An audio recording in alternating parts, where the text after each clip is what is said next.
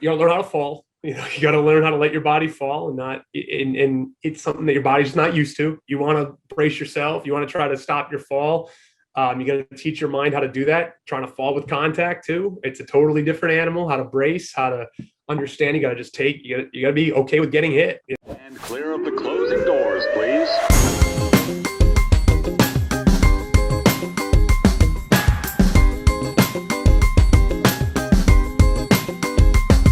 What up, son? What up? Grind and Pivot, Louis Max, Queens, New York. Pivotal moments that changed everything in the house today. And I am totally stoked. I don't even know how to announce this guy.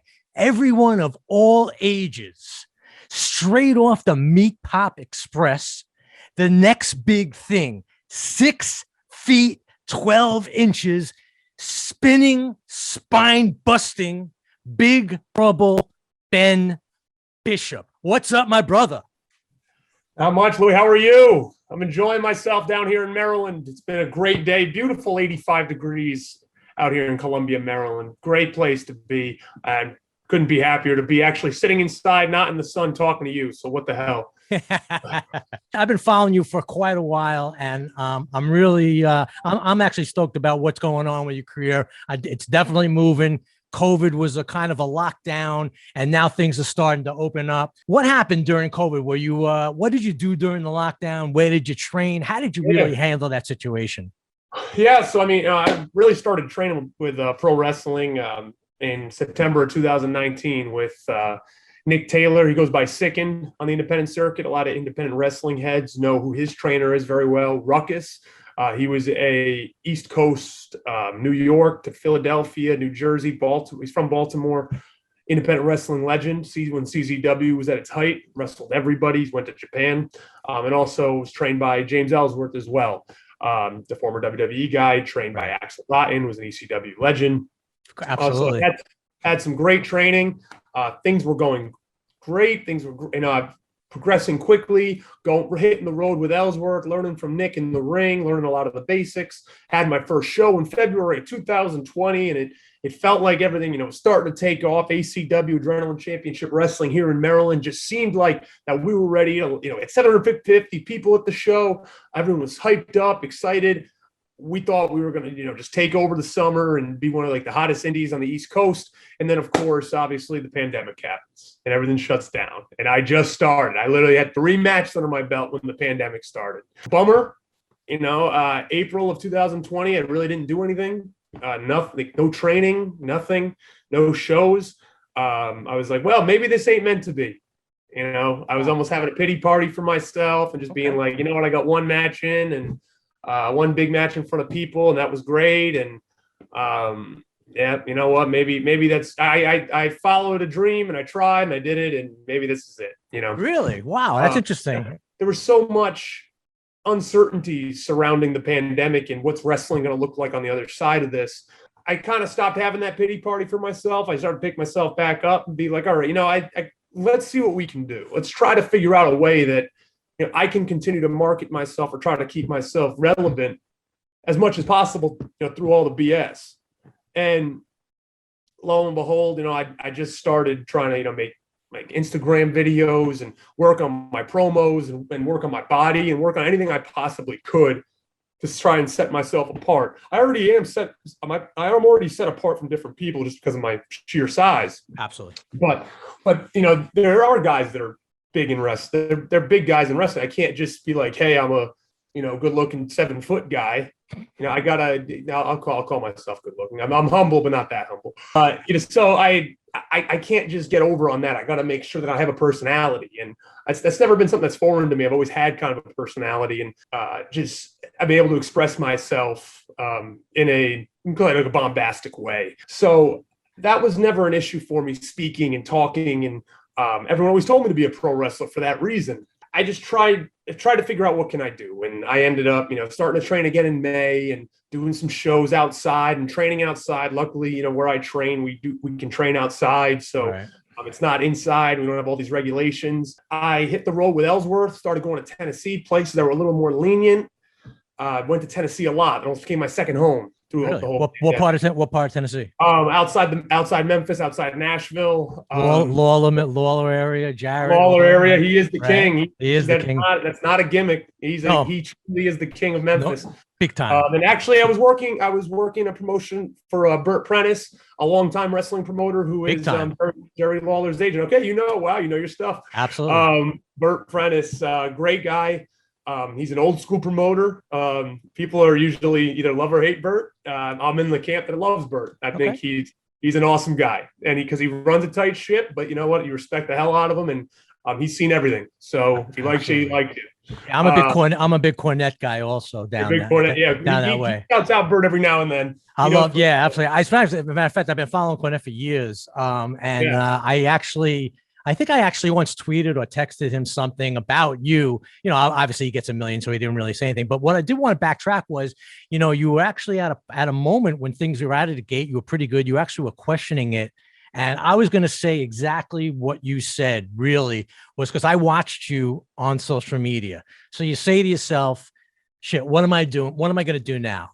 Now, the whole thing with the whole wrestling and, for an old school guy is on the mic is so, so important. It really is. And then I see you coming out with your social media stuff, your Instagram, your stuff on a regular basis. And I see it evolve. And it's getting better. It's funny. It's good. Some of the stuff is ridiculous. And it's the best part about it is like you said, you're not taking yourself too seriously. No, it's ridiculous too. It is. Wrestling is ridiculous. Every pro wrestling is one of the most ridiculous concepts in the world. And you can't take yourself too serious. You can't take pro wrestling you got to take it serious enough where you respect the hell out of it. Exactly. At the same time, you gotta turn yourself up to a different level when you're a pro wrestler, and you gotta keep your inhibitions at the door, and you just gotta let yourself go and be creative. And like guys like The Rock and Stone Cold and the Hulk Hogan's and the Ric Flairs and all the greats, you have to be a character. Stone Cold's a perfect example. When he was stunning Steve Austin, he was having these great matches, and he could do the arm drags, and he could do all the technical moves, and it was over enough as a tag team. But then him and Hollywood Blondes, with him and Pillman, right? Yeah. And then when he became Stone Cold Steve Austin, and it just turned into punches and kicks and kicking the mud hole and one Muthez press and then the stunner, and that was it. Look how much over. Oh my God, I know. And no one has ever been as over as Stone Cold. Hogan probably the second most. It's not always about like the moves and how good. It's about your presence. It's about what your character is. Can you get over with an audience? Can you get them to stand up for you? Can you get them to boo you? Can you get them to cheer you? Of course, that's the important thing. If the technical wrestling was the most important thing, there would be a amateur wrestling league. Yeah, it'd be a little different. Absolutely. Everybody would be watching that over football. But they're not. Right, exactly. And it's amazing. Believe me, I'm not sitting here saying there's no place for that, because there 100% isn't. The guys, stuff those guys can do are unbelievable, remarkable, and they're talented. However, in pro wrestling, you need to have a character, and it's been shown over the years. And it's never, pro wrestling is always going to evolve. However, that will always be constant. You always need to have it. Yeah. So you're doing some stuff in the South, basically. How's the indie circuit now? There's a bunch of, years ago there was obviously a lot of territories, and then WWF became the main thing, but there were always territories like Mid-South, Ohio, different Texas world-class champion in world class, and Florida, the whole 9 yards. So there were them, but now there's a lot of independents right out there. There's a lot. I remember I in late 90s, I was huge ECW. Oh my God, I felt when I heard the music on and coming out, and it was just it was all over. My kids went. It was my kids also that went crazy. They knew what they were doing, and they did it the right way. Right. Obviously, they had a lot of their haters because that was a different subsection. But again, I'm learned from Ellsworth, who learned from Axel Rotten, and Axel Rotten was known, as the hardcore chair swing freaks, him and Boss Maniac. Mahoney. Maniac. However, Axel Rotten was also known around the business as one of the smartest people in wrestling. Mhm. Paul Heyman, when Ellsworth was in WWE, Paul Heyman always said that to him and said, Axel was really one of the smartest guys in our locker room when it came to things making sense. Now, Axel obviously did the hardcore stuff, and he gigged and he was bleeding and all that. But Sure. however, he could still wrestle and tell a story, which was the most important. Absolutely. My kids are big into Barstool. That's a huge thing right now. What's your, and you are too, I know you're affiliated. What's your connection? How did that happen? How did you actually hook up with that? Brandon Walker, Barstool Sports, does the wrestling podcast. Obviously was brought on to Barstool to do the gambling stuff when gambling started to take off. He's an electric personality, and he's just genuine. Everything you see is just him in real life. There's no. Oh, really? He puts on a little bit of a character. Mhm. He's exaggerated. But he's just an exaggerated version of himself. Gotcha. So, which the best characters are. So he just said one day on Twitter, I saw a quote from him and from one of the Barstool accounts, quoted him saying, if I wasn't doing this, I would want to be a wrestling manager. So I was just on Twitter and I just, wrote back, well, you can manage me. And I wasn't thinking, I just wrote it, So you just wrote it cold? You just said cold? I just wrote it cold. Good job. Great job. Not even to him. It was just open. It wasn't like a DM. Right. It was, I just tweeted it. I retweeted it, quote tweeted it. And he just said, go on. And so I just told him about myself. I already knew Jake Marsh pretty well, who's with PMT, because he was a commentator for Vermont. So I did a few games with him. And I just, I said, hey, you can ask him, you can vouch with him. And he just said, all right, yeah, I'm in. So I started DMing him. We started talking, and he invited me up a few times up to HQ, which was awesome to see that. Met all the personalities up there, and everyone always asks, oh, how's Big Cat? How's PFT? What's Portnoy like? Honestly, and I'd be honest, but there was not one. And this isn't even just me blowing smoke because I'm somewhat affiliated with them. Everybody couldn't have been nicer. Awesome people up there. Very, very welcoming. Right. Were you a Barstool guy? Yeah. So I'm a Northeast guy. I'm from Rhode Island. So Barstool starting in Boston. I always knew of Barstool. There's a few years where I was more into Barstool than I am now.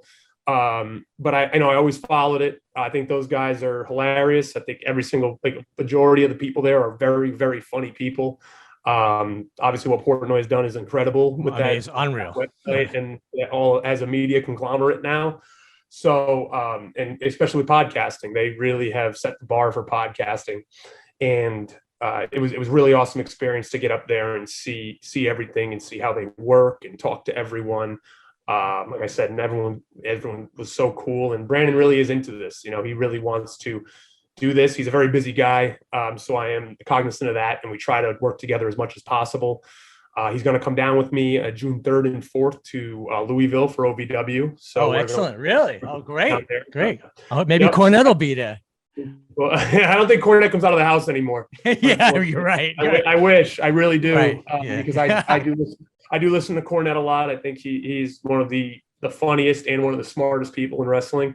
So me and Brandon are going to work as much as possible, try to work together as long as his schedule allows it, and we'll see where it goes. It's been great, for me. I'm really happy, but he's also been appreciative that I've kind of helped him out in getting into it a little bit, and working with him and not trying to just be like a mark or a fanboy and just trying to use him to get more clout. I'm trying to. You're pretty real. I think he got that pretty right. I'm trying to make it a two-way street where I'm helping him out as well, learning it, because we'll go to shows and I can tell he's nervous, and we have to teach him how to bump, and we got to teach him how to do certain things as a manager. Wow. Because managers need to know that. No doubt. But the good thing I have going for me is that he can't really just leave and manage someone else because he's 6'5". So he can't manage many people in wrestling because he's so tall, and it doesn't look good when the manager's bigger than the talent. So right. I got that going for me. That's true. That's pretty cool though. I wish you the best with that, but that sounds like a win-win for both of you guys, really. And I'm sure he's really getting off on it too. He loves it. He's a big Bobby Heenan fan. It was his favorite ever.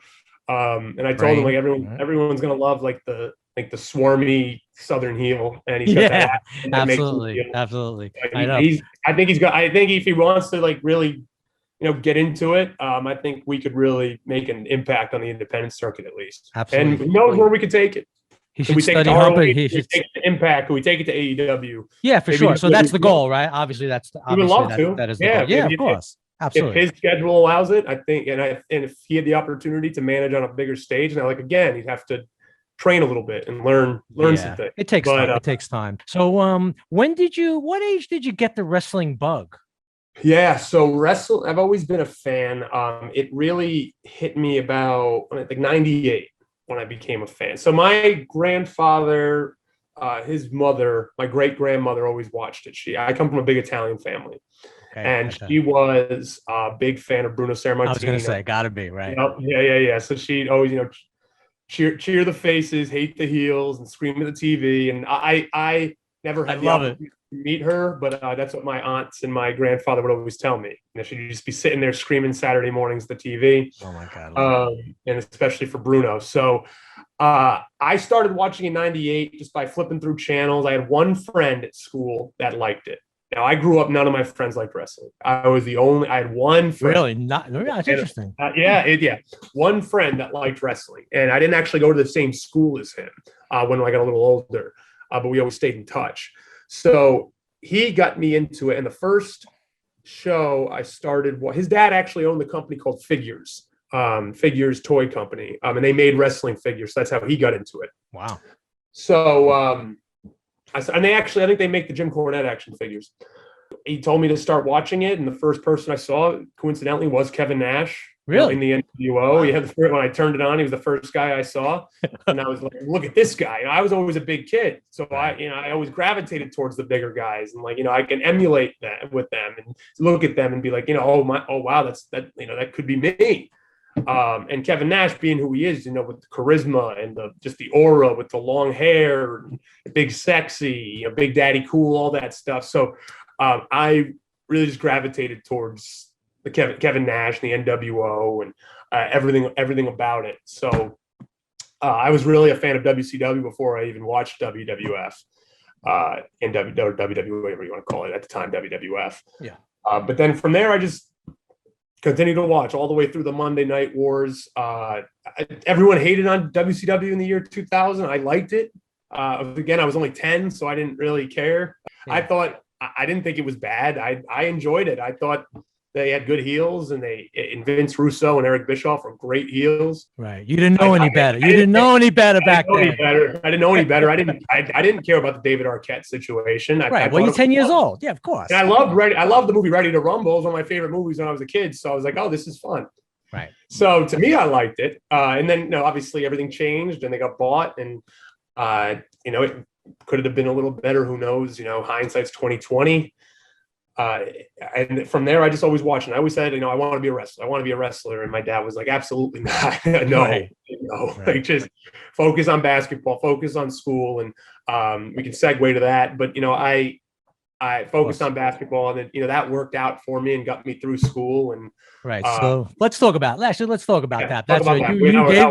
threw it. You threw the fastball down the middle. I'm waiting for it. It's coming. Let me hit it. So yeah. So you're a big dude, and you're working on your mid-range jumper early on, or you're always the biggest guy playing? I was always when I was coming up in basketball, big guys, centers were still back to the basket, and exactly. It's not like it is now. Luckily I got out of basketball before my position became non-existent. Now, unfortunately, it was always It was always back to the basket, rebounder, set screens. I don't think I've ever. There's very few times I've made a shot outside the paint in my basketball career, maybe like 1 or 2 threes, and everything else, within 10 feet and in.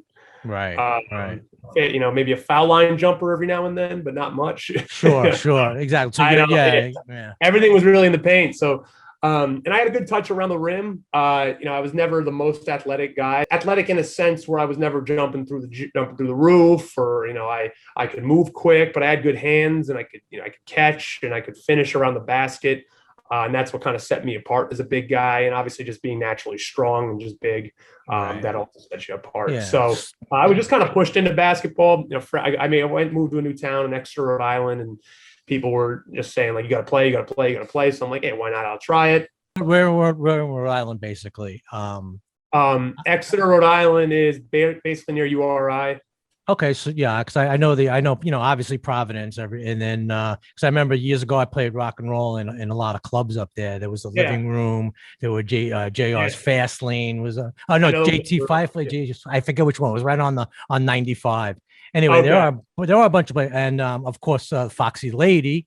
Foxy Lady, one of the best strip club in Eggs and Legs at 7 a.m. back in the back in the 80s, just so you know. I know we were good family friends with the owners, the Angels, very good people. There you go. So what middle school you're starting to play ball in middle school, and I played sixth grade. I started playing basketball.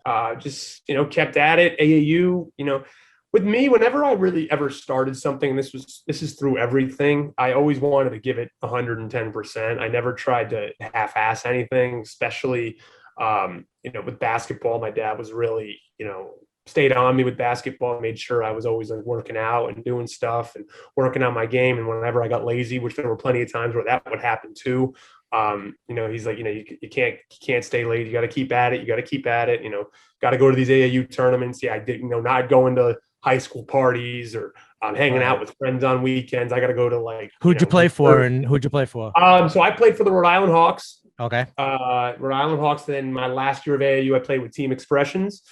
I played with some great players. Mike Mara, who was on the Louisville championship team in 2013.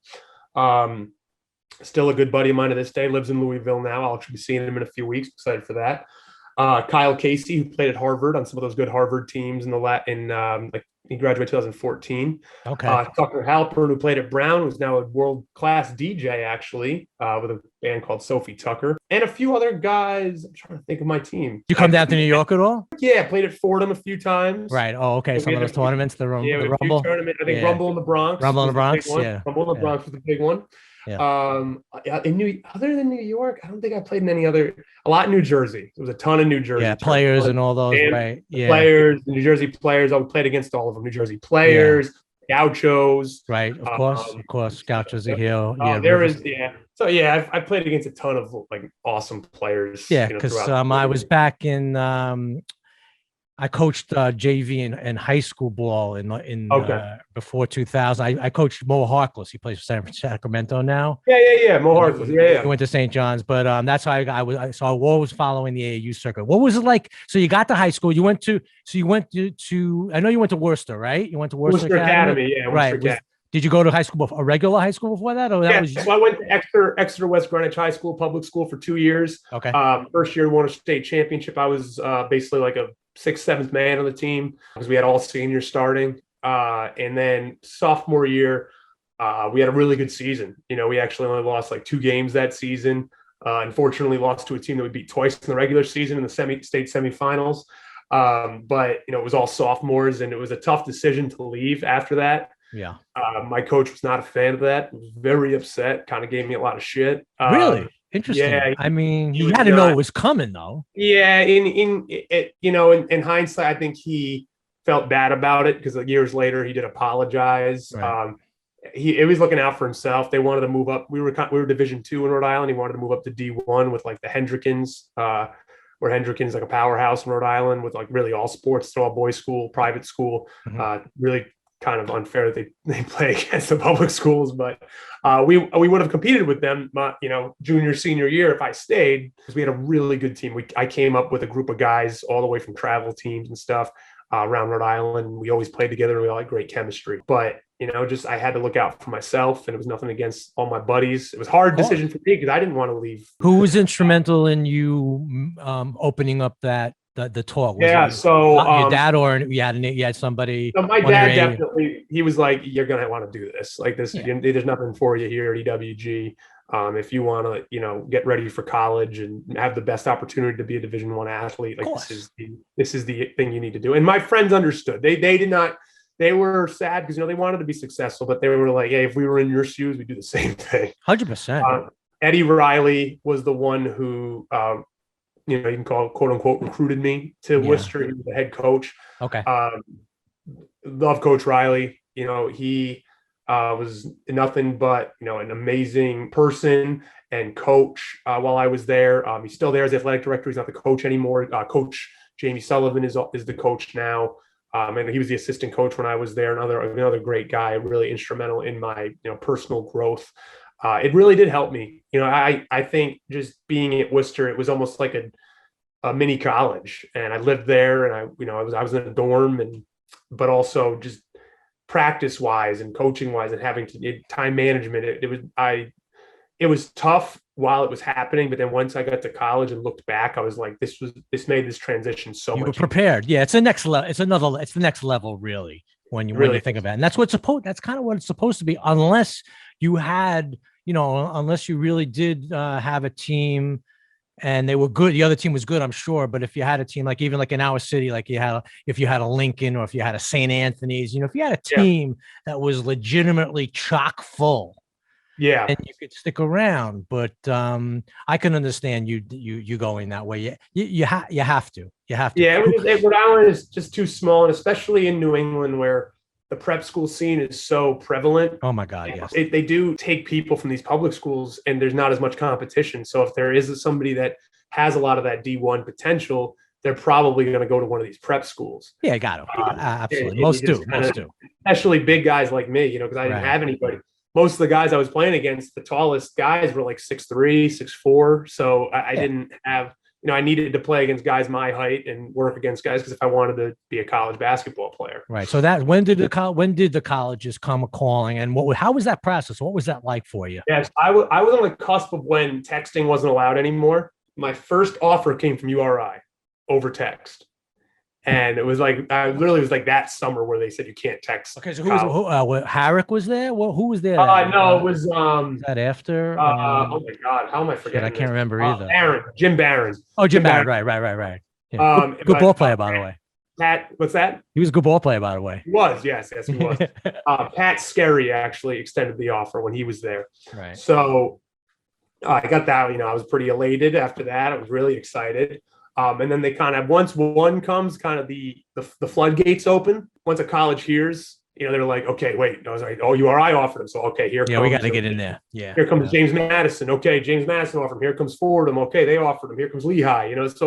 So all of a sudden it starts flooding in. And I went on a ton of unofficial visits. When it took the time to go to all these schools with my dad, and he took me around, and I was very fortunate, that he was able to do that. That must have been fun. Must have been cool. It was fun to do. Dad, good bonding with your dad. It really was. And, you look back on it, and I'm just like, that was a really cool time. And you take it for granted when it's happening as a, 16, 17-year-old kid, but looking back on it, it was really awesome. So, we went to all these colleges, and, I got some Ivy League, they can't give full scholarships, but the Princetons and the Browns were on my list of, because I was thinking ahead. You said you were good looking. Nobody ever said you were smart. How many people think I am? They think big guys are like, there's nothing up there. No, I had the grades. I mean, I was, if I didn't have basketball, I didn't have the grades to get into Princeton, but with basketball, it worked. So, so I had Brown, Princeton, those were on my list. Lehigh, I really enjoyed my time at Lehigh. As soon as I went to Vermont, just felt right. Everything about Vermont felt right. August of 2008, and I just was upstairs. I'll never forget. I just yelled down. I just was in my room, and I got out of my room, and my dad was downstairs, and I yelled down to him like, "Yeah, I think I'm just gonna commit to Vermont." And he just goes, "Really?" I'm like, "Yeah." He's like, "You sure?" He's like, "I support it. I think it's a great decision." I just did everything, the coaches and the people and the school and where it was. It was just far enough, not too far away from Rhode Island, about 4.5 hours away, where I can go home really whenever I wanted. Yeah. My parents could come see me play. But it was big enough, not too big of a school, but just big enough. And I wouldn't trade anything for my time at Vermont. Everything about Vermont, I always preach about how great Burlington, Vermont is. I tell everyone to go up there, at least in the summer, go up there. And nobody has a bad word for it. I get it. It's funny. It's interesting how, like you said, I have some friends that their kids have gone as well, but it's one of those things where you go there And I think it hits you in a certain place in your being. It's amazing, and it's hard to explain unless you go see it, unless you go up there and you experience Vermont for yourself.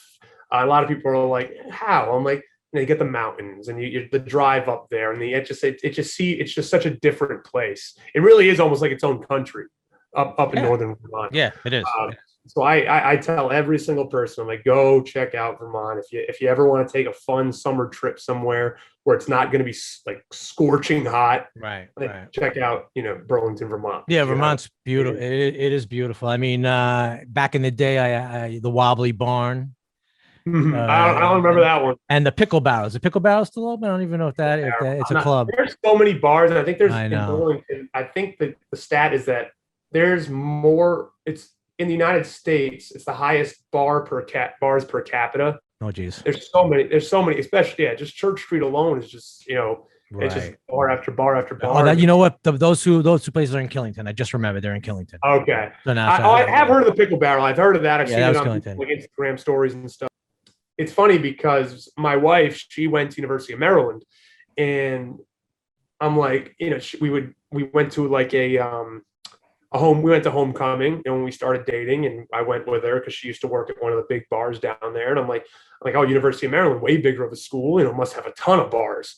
I get there's only like 2 bars there. There are not that many. No, that's true. No, yeah. She used to work at Bentley's, and then there was Cornerstone, and that was it. And they were right next to each other. Yeah. There were a few of the tiny ones, but those are the ones people actually went to. And I'm like, in Vermont, we had What Ales, and we would go to Rasputin's, and then RJ's, and Red Square, and Metronome, and there was everything you could find. You could find you go to a different bar every night of the week if you wanted to have a different experience. Yeah, I mean, College Park is not Burlington. Come on. No, it's not. I got there and I'm like, what the hell is this? And nothing against College Park. No disrespect. Honestly, everything against College Park. Build more bars. But no, Burlington, nothing beats Burlington. Right. The basketball was fun too. Don't get me wrong, but the college experience was what I. Yeah, totally. Of course, it better be. Yeah. What was it like playing in the NCAA tournament? What was it like? I mean, there was nothing. There really was nothing. Was that amazing? Unfortunately, my first time I was hurt in my freshman year, which at the end of the day, my college career in a nutshell. I couldn't play against Syracuse. It was a cool experience just being there. Against North Carolina, though, against Roy Williams, Tyler Zeller, Kendall Marshall, Harrison Barnes, that team, it really was a surreal experience. In the Greensboro Coliseum, which honestly, now I should have respected that more because I liked wrestling, but I didn't even think about big venue, right? All the greats that went through the Greensboro Coliseum. So I can say that I performed at the Greensboro Coliseum, right? In front of a packed house, which they were all, we were the heels. They were against. Exactly. Yeah, for sure. I'd have been like the Ric Flairs, the UNC fans down there, because no one likes Duke. Duke was coming on after us. Right. And there was a little subsection of Duke fans that cheered us, and then we had the Catamount faithful cheering us, and a couple of Duke fans that were behind us because they just for the fact we were playing UNC, they didn't care who we were. But actually, Duke lost that game to Lehigh, who came on. Oh yes, I remember that. Absolutely, that was crazy. That was crazy. So Coach K, they were ready to come warm up, and we were running back to the locker room. But everybody was real fired up when that happened because we were right in. So it was a real cool experience, huh? It was unbelievable. Yeah. Because we were a small school, we were from a small conference, small school. So when you get the big school feel, they treat you like royalty when you get down to the NCAA tournament. You get all the bells and whistles. That's so cool. Now I know this is not necessarily a question, but Mick Foley went to a lot of Stony Brook games. Did he not? He did. Was he in the house for some Vermont games? Did you ever see him? He was. I guess he was in the house for one of the games. He went to a lot of games when his father was still alive, Jack Foley, who was the Ward Melville, right? Yeah. The assistant ADs at Ward Melville High School. And he had a lot to do with Stony Brook. They actually have a seat at the Stony Brook games for Jack Foley where no one sits in. It's a red, all the seats are white and that one's red. He used to come to a lot of the games. And actually when I met Mick a few times, and I always mention, Vermont basketball. And he's like, oh, I mean, I love Cop and Rat and Sorrentine. I love those guys. They're great guys. Right. They were so Brennan was the man, right? Brennan was. And Coach Brennan. And of course, Coach Brennan. Yeah, what a character he is. Absolutely. He would have made a great wrestling manager. Speaking of wrestling managers. Good call on that, actually. Yeah. So so Foley was just, he ate it up, and we talked more about that than we did about wrestling. Right. You a fan? Are you a fan of his? Are you? I've always been a fan of Foley. Me too. Yeah. One of the best. Right. In all phases of Foley. Right. You know, Mankind, Cactus, of course. Right. Because at the end of the day, it's a lot about respect, and I just think I respect the hell out of a guy who was able to do what he was able to do with, what little he had of, athleticism and look, because he didn't look like the prototypical Vince McMahon guy. No. But enough people were in his corner, and you got to give this guy a shot. Just let him do his thing, and he reinvented himself a ton of times and made that. Was he in when you were your kid, that 10-year-old kid? Was he in WCW at that time? Because he was already Mick. He was already left there because I remember him. Truth or Consequences, New Mexico. Oh my God. And then he's amazing, and and you know what? But he's even a better guy. I've had a long conversation with him when I first started wrestling. I was helping out at his gimmick table at one of the shows. Yeah, he's an easy guy to talk to. You can just shoot the shit with him. He's an awesome, very down to earth. He doesn't try to big time anybody. He's great to people. He'll take the time to talk to people, and I really appreciate my time getting to know Mick, and everything he's given to wrestling too, because you can tell he's given a lot, especially with his body. For sure. He's a tough time moving around, but too bad. But he takes the time. He takes the time with everyone, stands up, takes pictures. He makes sure that he gives the people their money's worth when he's a consummate pro for sure. So you graduate. Do you consider playing ball overseas? What basically are your options? I mean, to be honest, I had so many injuries, and I didn't have, my senior year, I had bulging discs in my back for my whole senior year. And I played about 50% my senior year. I just couldn't ever, I was hours in the training room. I really could only play like 10 to 15 minutes tops a game before my back started acting up. And so it was tough. And I played at URI. And that was, it was bittersweet because I was just in so much pain. And I thought about hanging it up after that game, just being like, I'm just going to try to muscle through this game and then have surgery or something. And Coach Becker, pulled me aside one day and was like, listen, you're instrumental to the team when it comes to just, just your presence. And, we can use you 5-10 minutes a game for rebounding and as another body. And I really won't want you to go through with this surgery. We'll do what we can. And, we'll try to get you through practices as much as you can. And I agreed to it. I said, that's, all right, that's fine. I have a lot of respect for Coach Becker in that program. And I didn't want to call it. I was like, you're right. I'm happy he met with me and convinced me otherwise not to do it. So I did it. And coming out of college, I didn't have a lot of, I didn't think, maybe somewhere in China was interested. But I had I really didn't want to do it. I was like, basketball has been great to me. I gave it all I had. My biggest goal in basketball was to get a scholarship. It was never really to play anywhere else. So mission accomplished, basically. Mission accomplished. I was happy with this, got what I wanted. What's next? So I moved back to Rhode Island, had a few odd jobs. I knew I wanted to get a graduate degree. So I moved to Maryland, got my degree in industrial organizational psychology, started getting that athletic itch again. I want a reason to work out. I want a reason to do stuff. I don't want to just sit around and do nothing. So I started playing Australian football. And played that from 2016 to the end of 2018 for about 2.5-3 years. That's interesting.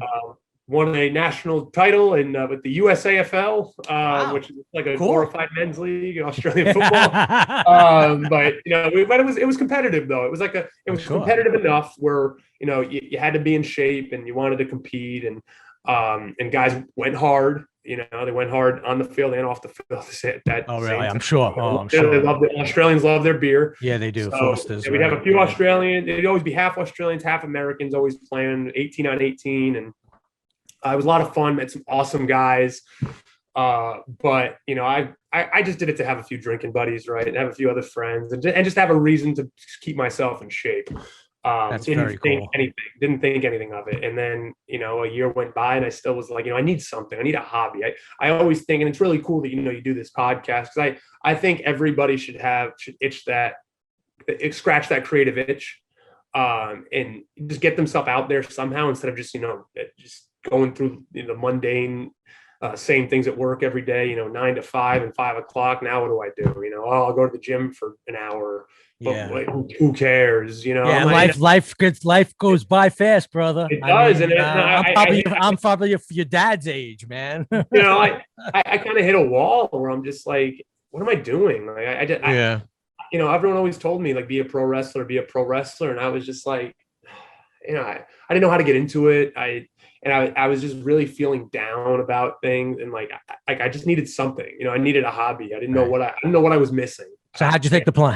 How did you take the plunge really the next round? I showed up to a show in Baltimore. I actually was listening to Busted Open Radio, and Enzo Amore was on.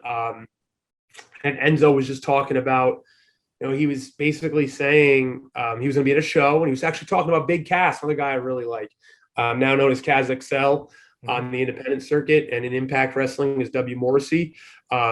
He was talking about how Big Cass went through like a little bit of depression and got into substance abuse, and now he's starting to rehab and he's starting to get better. And Enzo was talking about that and how he had his back, and a lot of people were turning their back on Cass. But he's starting his rehabilitation now. Cass looks amazing and he's doing great now. But I was like, hey, Enzo's going to be there. I'm not doing anything. It was a Friday night. My wife was actually dog sitting, so I was like, I'm going to go see a show. And I got there and just kind of standing in the back. And since Enzo was there, when I walked in, everyone looked at me. Was like, oh, is that Big Cass? And I was like, oh, wait, it's not. Everyone kept looking at me. And at intermission, I'm just standing up, just kind of trying to stay inconspicuous because I didn't want to. I wasn't trying to outshine anybody because everyone kept looking at me, coming up to me and asking me questions. And I'm like, I'm not a wrestler. Like, I'm not. Yeah, but it is tough when you walk in. You're a big dude. No matter where I'm sure, no matter where you go, what's the first thing they say? Hey, obviously basketball. How are you? Yeah, exactly. All that crap. So finally, Gilbert came up to me, and Gilbert was just like, "Hey man, are you a worker?" And I'm like, "No, I got a job though." And he's like, "Yes, no, are you a wrestler?" And I'm like, "No." And he's like, "Oh, I got to introduce you. I'm going to introduce Jim. You got to introduce Jim. He's James Ellsworth." And so from there, literally the next day, I was training. Right. And I've been riding around with him and learning from him. Just went to lunch with him. Me and Jimmy, James Ellsworth, we have a great relationship. He's helped me a lot, taught me a lot about wrestling. Because a guy like him, if people know who James Ellsworth is, you can look him up. But a guy like him didn't have the physical attributes. He's a shorter guy, doesn't have a great body. He won't get mad at me saying any of this, but not the best looking guy. But what he was able to do is he had the facial expressions and the psychology, and he understood wrestling, and he had so much respect from some like high veterans in the business because of that, because he really gets the wrestling business so well. And I was skeptical at first because he would say all this. I thought it was lip service, and I saw him around all these veterans, and I'm like, everyone loves him. Everyone, Billy Guns and the Mick Foley, respect. They all respect him. All respect him. Animal, rest in peace, Animal. I saw him around him. He loved him too. Everyone, really respects Ellsworth because of what he brings to wrestling, what he was able to do, similar to Mick Foley. And Mick Foley obviously had his career and Ellsworth on a different level, but same thing. They're not born with the attributes that certain people are born with and are fortunate with, but they're able to do certain things because they understand wrestling is a place for them in wrestling. So how tough is the training? The training's tough, and you got to learn how to fall. You got to learn how to let your body fall, and it's something that your body's not used to. You want to brace yourself. You want to try to stop your fall. You got to teach your mind how to do that. Trying to fall with contact too. It's a totally different animal. How to brace, how to understand. You got to just you got to be okay with getting hit. It's not as safe as you can, as safe as we try to be. We're not always safe. Things happen. Right. So, for sure. Things will happen. I've got clothesline in the throat. I've got, hit in the face. I've gotten choked out. I've got, but it happens, and you can't, you got to just roll with the punches, literally and figuratively. Yeah, it also helps to have somebody that you're working with as well know what they're doing too. You got it. Yeah, that's a huge deal, right? You always hope everyone that you work with is safe. And on the independent circuit, it's tough because you can walk in a building. I don't know anybody here. Exactly. And it's like, hey, you're wrestling, John Smith over here, and he's like, yeah, I hit this, and this. I'm like, I don't know how you hit any of these moves. Like, I've never seen you throw a lariat. I've never seen you, give somebody a body slam. Are you strong enough to do that? Are you athletic enough to do that? Fortunately for me, I've been working with some great people, and it hasn't really happened to me yet where I've felt unsafe. The training is, the first thing I've learned from Nick and Jimmy is working safe and being able to learn how to work because they don't want to put their name on somebody. The quickest way to get blackballed in wrestling is if you're unsafe. So if you're unsafe and you're, stiff and you're hurting people, that will get there's no place for you. No place. There's no place for you because, and if you think you're a tough guy doing it, there's no place. We're not trying to hurt each other. We're trying to have a good match, and it's going to hurt. We're not trying to injure each other, but it's going to hurt. So, you're gonna get hurt, right. Yeah. So the training, learning how to roll, learning how to bump. Ring conditioning is much different than any other type of conditioning because you're just getting up, getting down, rolling, learning how to breathe in a ring, hitting the ropes in a ring. My first time hitting the ropes, I had bruises across my back, but you get used to it and you learn the best way to do it. It's a lot harder than it looks, learning to run the ropes. Wow. As of now, my conditioning in ring is pretty good as a big guy. When we have trainings I try to go to training at least once a week because now I'm working the schedule where I'm working at least once a weekend. Right. So I try to still get to training and still try to work. Because I tell everybody even if you're working a full schedule, you got to get in the ring every now and then because, matches, it's like games and practice, right? If all you did was play games and let's say you're only playing, 10, 15 minutes a game, like what are you doing the rest of the time? Are you working? Are you practicing? Are you doing something? You got to work on new moves. You got to keep elevate. You got to always bring something different to the table. Sure, and then you got to also work the other end too. Your performance, the mic, the persona. That's exactly. That's all on That's a 24/7. That doesn't stop. That's it. And you got to market yourself in this day and age. It's much easier to do it nowadays than it was in the old days with social media. And you just got to have no shame, right? You got to kind of put yourself out there, and you can't sit there and be like, oh well, people think this is stupid because not everything's going to be a hit. Not every hit, not every match is great, but you got to get out there and do it. I was just with a guy today, a guy to keep an eye on, everybody in wrestling. His name's Quayshawn Alexander. And he's a football player. He played at Nebraska, played one season at Towson. He's starting to train now, actually had a WWE tryout as well. I had that back in February. That was cool. He had one as well right before me, the week before me. He went to the Performance Center and tried out. And, we both got the thanks, but no thanks. But I was telling him today, the training's great and the moves are great and it's coming along quick to him. But the most important thing is you got to learn how to work and you got to work. You got to put yourself out there and you got to, go to shows and go to the right shows. Because you don't want to go to some of these shitty shows. There's a lot of shitty shows out there. There's too many. There's too many, unfortunately. I know. But you want to work with the right people and you want to learn from the right people who are the vets in the locker room, who has wrestled there before. Are they just 30 milers of guys who think they're big shots because they're, the champion of the Eastern Panhandle of West Virginia or something, I think it doesn't matter, but they think it's a big deal. You got to get yourself out there and you got to get reps. And I've heard from a lot of vets, I've sent them matches and they're like, hey, you got a presence, you're big and you can't teach that, but you just got to keep getting reps. You got to keep getting in matches. Things have to come, it's got to look fluid and smooth and things got to look believable. Right. So that's what I'm at right now. So I got a good question for you, apropos to being a big guy. What is the biggest obstacle or the hardest part for being a big wrestler? Because, you're one of the bigger guys and there weren't that many big guys that were able to really, be marketable. I mean, you got Andre, of course. You have Big Daddy Cool. Yeah. Right. Gigante, but it was a little more of a phenomenon. I mean, so what do you think the hardest obstacle is for a big guy? The hardest for being a bigger guy, and that's such a great question because being a bigger guy is so much different in wrestling. It's a different psychology to it. Correct. It's wrestling is it's a performance and it's a work. And okay, maybe there's a guy who's 6'1", 185 pounds who can kick my ass in real life. Maybe he's a legit fighter. But at the end of the day in wrestling, it's if I'm going against a guy who's 6'1", 180 pounds and I'm, damn near close to 7 foot and 285, 290, I'm going against him and he's knocking me down and we're going punch for punch. And he's bumping me around the ring like it's nothing. What do I look like? Yeah, and is it believable? It's not believable, and it's gonna look like, well, how dumb is this? It's he's big for nothing now. Who cares? He's off his feet immediately, and now it's and that was one of the things Kevin Nash told me recently. When I met him, he said, he's like, be careful who you bump for. Keep your size, keep on your feet. You don't have to do too much to get over it. You just you have your size. Right.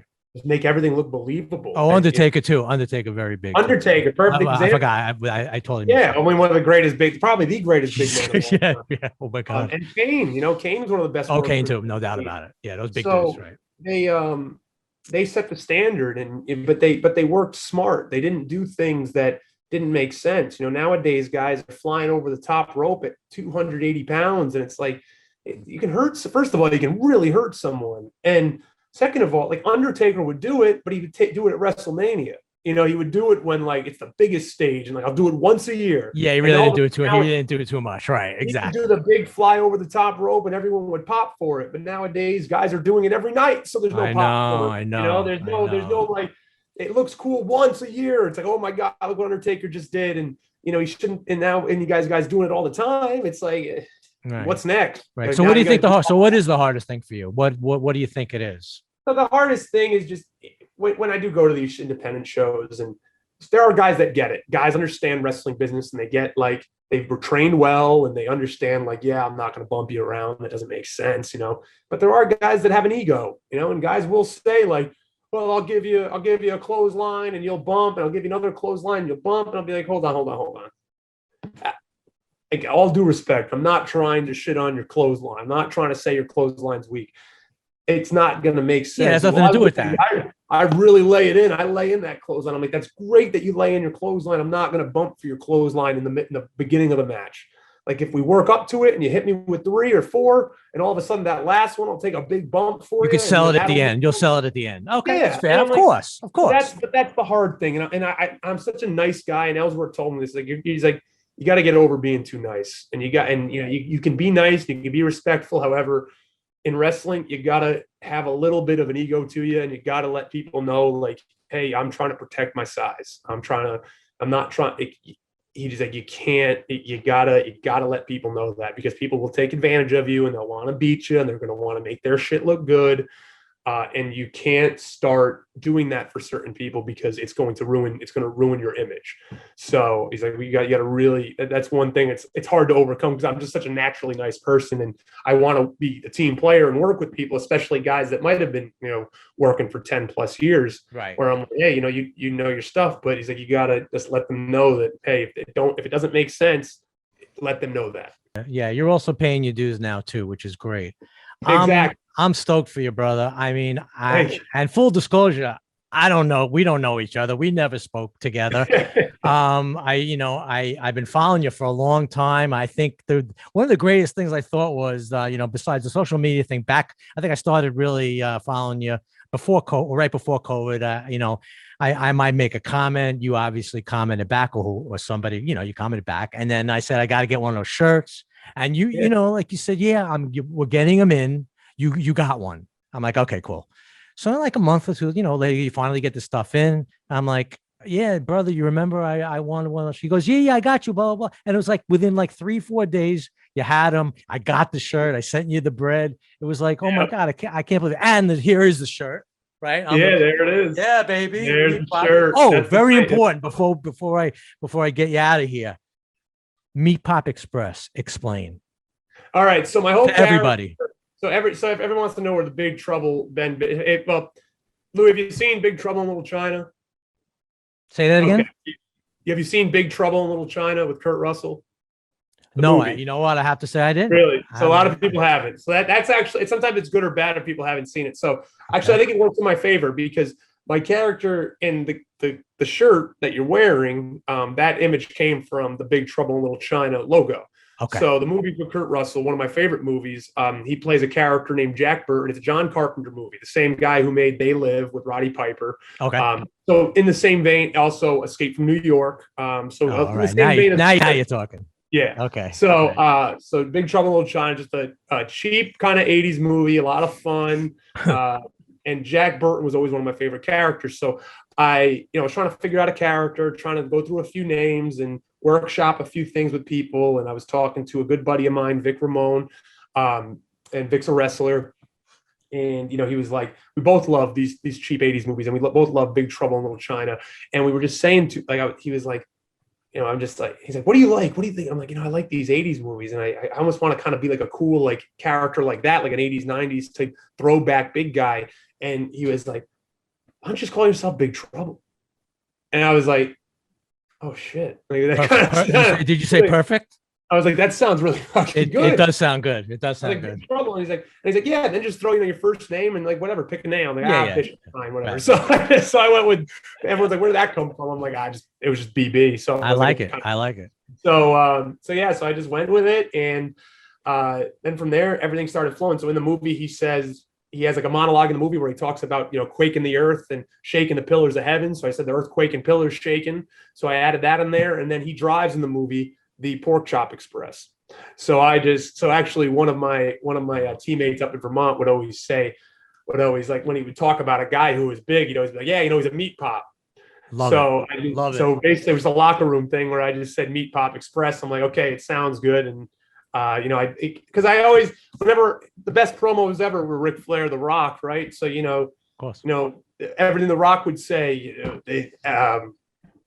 pie and all that stuff. The Ric Flairs with the limousine ride. Oh, styling and profiling, right? $1,000 shoes. And it's just you say it so fast and you say it so quick, and it's just like, it just starts to click in people's heads where it's like, oh, okay, earthquake and pillars shaking, leader of the MEATPOP Express, where it's like, no one asks questions because it's like, okay, he's just saying it with so much conviction. It makes sense to me now. It's like, it totally does. I'm glad you explained it, because I also have the hat.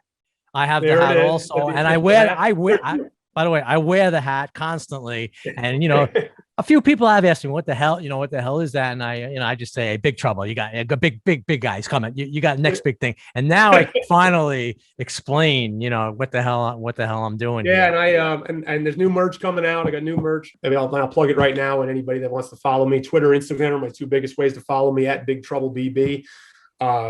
Always posting on there, always about matches. I'm really excited because I'm finally going to get to work in Rhode Island, in my home state. So I have a show July 31st. I have a ton of shows before that, but July 31st in Rhode Island. I'm going to get a ton of family there, friends. Really, really pumped about that. I really want to say thank you to a guy who helped me out with that, Wrecking Ball Legursky, even though we're rivals right now. Shout out Wrecking Ball. Shout out. Taking one shot. He's a great wrestler. People should follow him as well. Trained by Bully Ray Dudley. Oh, really good wrestler. Okay. Big man, 370, 6'2", 6'3", 370, big guy. Yeah. Nice. We've had some battles. He's left some marks on me. I've left some marks on him. So we're not done yet. We're definitely going to do more battles up and down the East Coast. So anything in the tri-state area at all coming up? Anything right now? Yeah. So I got I'm involved with a few companies up in the tri-state area. Invictus Pro Wrestling. Yeah. Shout out Invictus. I follow them. Yeah. Yep. Invictus is great. Follow Global Syndicate Wrestling this weekend. They have a show. I will be at that show. It is GSW. It's going to be GSW Catalyst. Great card. A lot of MLW guys. Alex Hammerstone, Jacob Fatu from the Samoan. Wow, really? Family guys. Chris Dickinson, an indie wrestling guy, very good. Where is that? Where is that? Actually, in Ridgefield Park, New Jersey. In New Jersey. Oh, that's not far from me, actually. I'd love to try. Wow. Yeah. So. I will be on that show. Can't talk about exactly what I'm doing yet, but it will be a surprise. And great, awesome promotions to follow. Anybody that wants to follow independent promotions, too, young promotions, younger promoters, know what they're doing. Good production value, which is really important in the indie circuit right now, is production value, which a lot of indies don't have. Those are great ones. Of course, Adrenaline Championship Wrestling down in Maryland with James Ellsworth. He runs an awesome show. Always has some really good names he brings in. Yeah, we're going to put all the descriptions also below. No problem. Exciting shows. Voltage in West Virginia. I'm going up to Pennsylvania for a show called Ballpark Brawl. That's being run by a guy named Chad Miller and Al Snow, which people know. The head, absolutely. There's an OVW in Louisville, of course, as well. And I'm always in Tennessee. But my goal this year is really to branch out more. And my goal is to get to as many states as possible. I'm happy I got Rhode Island on the docket right now, but I want to start branching out, start getting some more places, get my name out there, because I hopefully by the end of the year and beginning of 2022, I'm starting to get the ball rolling with and nothing against any of these companies. I love these companies. I want to always be in contact and always work for these companies when I can, but I want to get to the places of like the ROHs or the AEWs. Yeah, absolutely. And you should, and you know what? And I think it's a great idea what you're doing. You're getting out there, you're mining the gold. You're working hard, you're training, you're getting out there, you're paying, you're cutting your teeth. And I think that's really, you got to do it. And it's gonna. I'm happy for you. I think it's really gonna happen. How about the wife? Supportive? She's very supportive. Danny has been amazing. She is She's really supportive. At first, she didn't get it as much, and she was like, how much time is this going to take? Very away? important to She's understand. starting to get it, and she understands, and she knows how passionate I am for it. And we had to talk about, it is something that I've always wanted to do, and this is my last real chance, and I'm giving it 110%. I go to a chiropractor all the time. I'm starting to work with some other trainers that have worked with guys like Kenny Omega. Shout out Life Med Institute here in Baltimore, in Timonium, Maryland. Okay. Found guys like John Morrison and Kenny Omega and got them in better condition to get them ready to get to the next to work on injuries and stay at the top of their game. So I'm going to start working with the guys there because I want to. Because at the end of the day, I'm 31 now, so I'm not a spring chicken. I've had my injuries. I had, it's do or die, and I gotta really, in these next few years are very pivotal. Let's go for it. No pun intended. So I gotta grind, and it's very pivotal. There you go. Come on. I love you. I love you. Maybe you'll come back.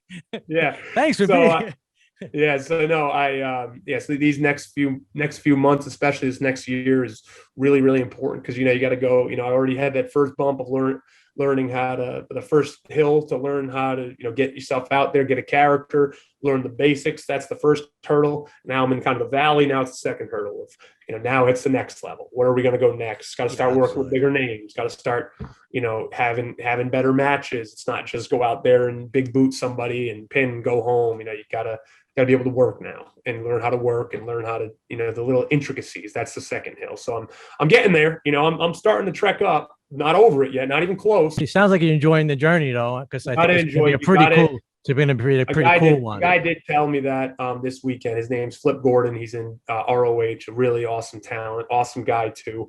And he said that to me. He's like, man, you just got to enjoy the journey. Like, enjoy it. Don't, there's ups and downs, and sometimes it sucks, and sometimes it's great. But you just gotta stay level. When it goes like this, you got to stay like this. You just got to stay even keel.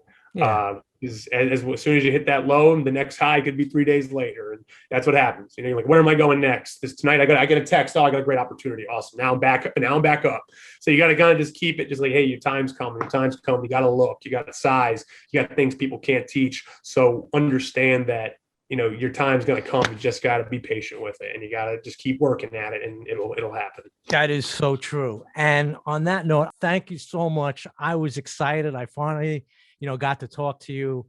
You're on your way. I'm a fan of Big Trouble, Ben Bishop. There's no doubt about it. Spinning spine duster. I appreciate all your support. I really do. Thank you, Louis. And I wish you only good things, man. And I'm gonna check you out at a show for sure. There's no doubt about it. I would say the best one to go to. The GSW one's a good one. Also, Invictus on June 26th in Little Ferry, I believe it's called. Little Ferry, New Jersey. Yeah, that's fine. That's cool. That's within. I could hit that. That sounds like even a better one for me. It'll be outside. It'll be not really good. Yeah. Yeah. No, I really appreciate it. Stay well, man. Stay handsome, baby. That's too easy. That's too easy. Look at this flow in the green eyes. It's hard. I mean, you even look better on Zoom than you do on the IG. I guess I'll take that as a compliment. Take care of yourself. Grind and pivot. Pivotal moments that change everything. We had Big Trouble, Ben Bishop here, and I can't thank you enough. Appreciate it, brother. Closing doors, please.